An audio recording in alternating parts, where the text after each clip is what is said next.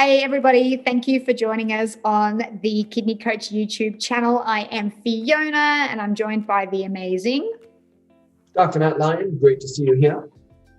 I really haven't worked on my intros yet. You've still got them going. Every time. Yeah, I know. We should totally do something different. We thought we would chat to you about handling the anxiety and the depression that comes with a chronic disease, especially chronic kidney disease, from patients that I see in clinic, whether it be chronic kidney disease or something else. Anxiety and the depression that comes with a diagnosis like that is really, really common. So we want to normalize this conversation a little bit for you to help you realize that you're not alone in that, and maybe give you some really practical tips of things that you can do just to help with that. So, yeah. Yeah, it's a good conversation because it's so important to recognize without judgment and with compassion, like the stages we'll go through or that you might go through if you've been diagnosed with kidney disease. There's not just the disease, there's how we think and feel about the disease. And just like, there's with the study on loss, right? Or the stages of grief, right? Denial, there's anger, there's all these things sort of leading up to acceptance and empowerment. So yeah, it's so important to just be okay with the fact that there's a whole internal emotional psychological cascade. And we talked about this in a previous video, the work of Kristen Neff, who, if I'm not mistaken, is a researcher from Stanford who looked at the role of self-compassion and human productivity and healing and sort of accomplishment or achievement. And without self-compassion, one does not get very far. So if you are feeling anxious or depressed, it's normal, it's okay. And there's a way up and through that. Yeah, I think, when you're handed a diagnosis of possibly being hooked up to a machine 3 or 4 days a week and feeling like you lose your independence, your freedom, or your ability to operate in the world under the terms in which you want to operate under the world. I know I went through that with having MS and, I can't move like I used to be able to. And the frustration of feeling like my body has put me in quarantine, let alone forget about what's happening in the world at the moment, it's frustrating. And so it's normal to feel frustrated, angry, depressed, anxious, but it's important, as Matt said, to acknowledge that there's those feelings there and then empower yourself with information of what you can do to help yourself through that. And know that you'll have bad days. I still have the odd crappy day every now and then when, my legs are super painful or numb, or I live on this really steep block and getting up to my car if I'm really tired can be a pain in the butt, so to know that that's normal, but not to unpack and live there, because when we get into that narrow focus of just being a disease and feeling like we have no options and that we're not empowered, that just has, it has a systemic effect. Those hormones of stress that Dr. Matt often talks about depletes the kidneys further and depletes your life force and your vitality further. And we spoke, I think, in our last video about the nurses study when people are dying on their bed and what they wish for. And we can tell you with some certainty that you're not going to be on your deathbed wishing that you felt more crappy and depressed and that you really dug a hole and stuck in there. You're going to wish that maybe you empowered yourself to do some things about it. Now, that may not change the fact that you have dialysis 3 times a week, but what are you doing in the in-between spaces about living and things like that? And I think we want to give you some tips on that. Yeah, I think this is a great conversation. One tool I love, which is more in the mind space or the heart space, is AAA. I don't know if you have AAA in Australia. We have AAA, right? So if you break down on the side of the road, you call it AAA. American Automobile Association. This is my AAA. I didn't make this up. I got this from one of my teachers. AAA. So the first A is just becoming aware of like, oh, whoa, I've got this. I feel sad. I feel depressed. Oh, I'm really anxious. I'm angry. I feel really depressed. And just becoming aware all of a sudden awakens this observer inside of you, this greater level of awareness that now sort of distances itself from these feelings, right? Because like I have a thumb, but I'm not my thumb. But I don't know that I'm not my thumb until I become aware of it. And so the next thing is to acknowledge. And by acknowledge, what I mean, or what we mean, is that you give it a voice, you speak it out. And that's where friends, guides, coaches, therapists, your doctors, where you can really acknowledge it, journaling, write it down. In the kidney disease solution, we talk about Byron Katie, the work. You can do the work, the 4 questions. Please refer to the book for that. And like work through it, because then you're acknowledging it and you're putting it on paper. And then you get to the point where you're like, oh my gosh, I don't have to believe everything I think and feel. And now I move into acceptance. And really, when we're in acceptance, that's when we're like, okay, what's next? So that would be my first thing, AAA. The second is, in the kidney disease solution, we've got tons of good stuff. Raise your hand if you read The 7 Habits of Highly Effective People by Stephen Covey.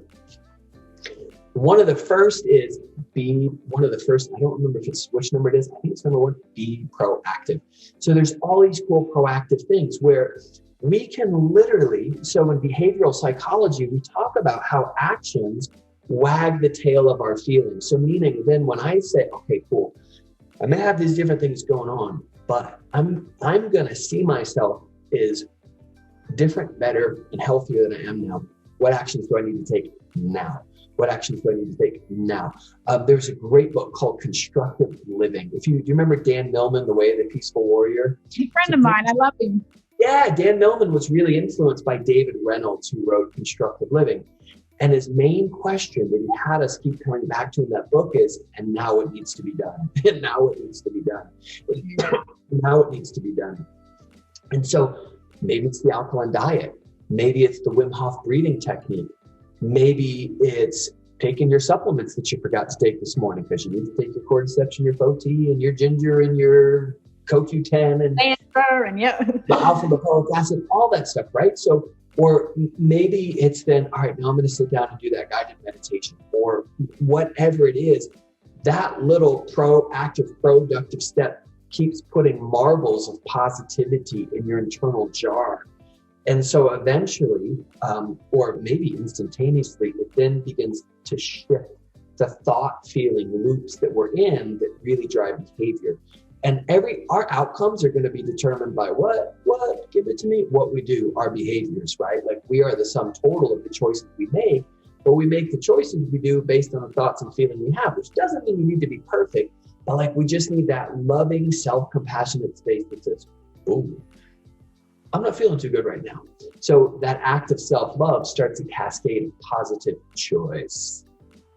I love that. And you're absolutely right, because until you can bring an awareness to how you're feeling, you are the feeling and you're stuck in it. I don't know if you have ever experienced it when you get inside a thought. I get this weird thing where I'm so far down a thought and then I have an awareness that I'm so far down a thought and I'm like, whoa. And it's like this unraveling and you come back. It's the weirdest sensation. I often have it before I go into a meditation or if I'm really ruminating on something. It makes total sense. Yep, I've totally had that experience. Yeah, and it's like, you're like, oh, it's just a thought. And that I wanted, that's the big work of Byron Katie is all your emotions and feelings are not to say they're not valid, they are. But they're also the thought that your life will be ruined or the thought that you'll never be able to live again. It's just a thought.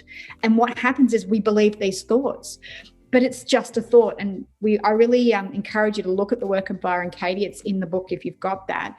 Is you write the thought down and then what you're doing is deconstructing it so you can see that it's just a thought, that the equal thought is just as valid as the negative thought. So the thought that my life will be ruined is the other thought is my life will be enhanced by all this healing and connected to myself and stuff is just as valid. But what happens and why we wired this way as humans, I think, as a survival technique, is we tend to go to the negative. And Brene Brown talks about this a lot, but we ruminate on the negative. She talks about that great story where you've got a family and it's Christmas time, they're driving down the freeway and Jingle Bells is going and the whole family is just singing and they're having this amazing time and everybody's feeling the love and connectedness. What happens next? Everybody's thought goes they get hit by a truck or something happens. Why do we do that? No, they just keep driving and maybe they, pull up to a drive-through and win and touch lotto. But why do we always think of worst case scenarios? It's something in our crocodile brain in the back there. I can't remember the source. There was a study or a compilation of data that looked at the most likely fact that the most anxious groups and cultures tended to live longer. And so the Darwinism, the sort of Darwinian adaptation then is we have a negativity bias. So I'm biased to basically be like, what shoe could drop next? And I remember when I was sick, I totally believed the thought that I'm screwed, I'll never get better, my life's over. Until then, I would literally do the work on it and be like, is that true? I don't know. Can I absolutely know that that's true, that I'll never get better? No. Go look at our quantum physics video, because it was a really cool look at how both Fiona and I started to shift our vision. And then I'd say, well, how do I feel when I think that thought? I feel awful. Like literally my anxiety goes further, my depression goes further. I don't take good action. I binge watch depressing shows on Netflix, and I eat foods that are keeping me unwell. And then I love the fourth question is, who would I be without this thought? Well, I do what was in the kidney disease solution book. I'd get on that alkaline diet. I'd go to the link below and I'd go to kidneycoach.com and I'd get the recipe book and I'd be like, all right, I'm going to get on this. I may not be perfect today, but I'm going to do this. And then turn it around. You know what? I am going to get better. I am getting better. I'm awesome. Let's do this. So it was only though by becoming aware and questioning the validity of my conclusions that I found that I get to be the creator of my experience. I may not just as yet be able to move the needle on everything, but I sure get to choose what I feel today. And if I do that enough and enough and enough and enough and enough, the research really clearly shows is that really helps with anxiety and depression. So if you're feeling anxiety and depressed, no worries. Welcome to the human race. We love you. You're okay. And now it needs to be done. Exactly. And I think too, finding a purpose. I know this great book, I think I've mentioned it before, Penguin Bloom, when she becomes a quadriplegic, and she's now a Olympian kayaker. So she found something where when she's kayaking, she's not thinking about being a quadriplegic. She's out in the water gliding along, and it's something that she could put her attention to. But the thing that made the biggest difference, and this is something that you and I both know, Matt, is that she now trains other paraplegics how to do that. And it was in the giving to others and in the helping of this bird penguin who fell out of a tree, which is a magpie to heal. You've got to go read the story. It's beautiful. It was in the nursing of that and giving to others that took her out of her own suffering. And we know that altruism with healthy boundaries is a great way to help people heal and feel useful, and that they're giving to society, because I think that's part of the anxiety, is that you're a useless member of society. And I know the greatest thing for me in my healing is I work with people with MS, and that's fantastic because I'm always giving back, and that I have no attention on my own dis-ease and illness when I'm in a giving role to others. Again, it has to be done with healthy boundaries. So I'm not suggesting you go out and volunteer with everything if you don't have the energy to do it, but it's finding a way that you can feel like you contribute to society that works with your body. And that's another great way just to help ease the depression and anxiety and feel like you're still a valid member of society as well, which helps with depression too. Super good. You know, you were talking, I was thinking about the 12-step programs and the hero's journey.